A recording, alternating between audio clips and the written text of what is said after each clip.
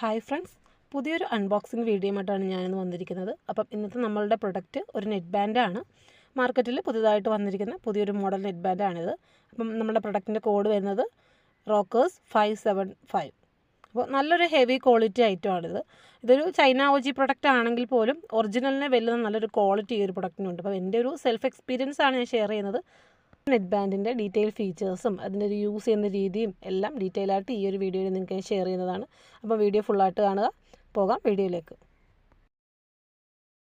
അപ്പോൾ ഇതാണ് നമ്മളുടെ നെക്ക് ബാൻഡ്. റോക്കേഴ്സ് 575 ആണ് മോഡൽ കോഡ് വരുന്നത്.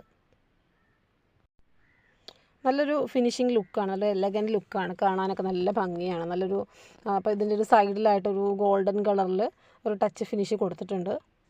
ഒരു ടച്ച് സെൻസറാണ്. നമ്മൾ ജസ്റ്റ് ഒരു കോളൊക്കെ വരുമ്പം ജസ്റ്റ് ടച്ച് ചെയ്താൽ മാത്രം മതി. വൺ ടച്ചിൽ നമുക്ക് കോൾ അറ്റൻഡ് ചെയ്യാൻ പറ്റും. അതുപോലെ തന്നെ കോൾ കട്ട് ചെയ്യാനും കഴിയും. ഈ സൈഡിൽ കൊടുത്തിരിക്കുന്നതാണ് സെൻസർ. ജസ്റ്റ് ഒന്ന് ടച്ച് ചെയ്താൽ മതി.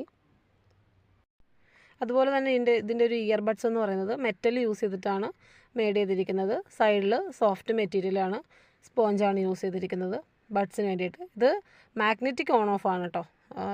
ബഡ്സ് സെപ്പറേറ്റ് ചെയ്യുമ്പോൾ നെറ്റ് ബാൻഡ് ഓൺ ആവും. അത് കണക്ക് തന്നെ വീണ്ടും അടുപ്പിച്ച് വെക്കുമ്പോൾ നെറ്റ് ബാൻഡ് ഓഫ് ആവും. ഓൺ ഓഫ് മാഗ്നറ്റിക് ആണ്.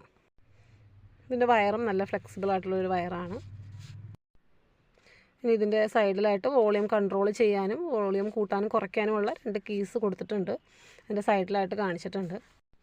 പിന്നെ ഇതിന് നമ്മൾ ടൈപ്പ് സി ചാർജിങ് കേബിളാണ് യൂസ് ചെയ്യുന്നത്. ഇതിലൊരു type C charging cable include ചെയ്തിട്ടുണ്ട്.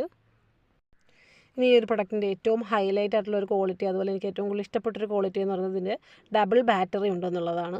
അപ്പം നമുക്കിതിൽ ഇതാണ് സെക്കൻഡ് ബാറ്ററി. ഇങ്ങനെ 2 ബാറ്ററി നമുക്കിതിൽ കിട്ടുന്നുണ്ട്. അപ്പം നമ്മൾ അത്യാവശ്യം എവിടെയെങ്കിലും ഒരു ട്രാവലൊക്കെ ചെയ്യണമെന്നുണ്ടെങ്കിൽ ഇത് രണ്ടും ചാർജ് ചെയ്ത് വെച്ചിരുന്നാൽ നല്ല രീതിയിൽ നമുക്ക് യൂസ്ഫുൾ ആവും.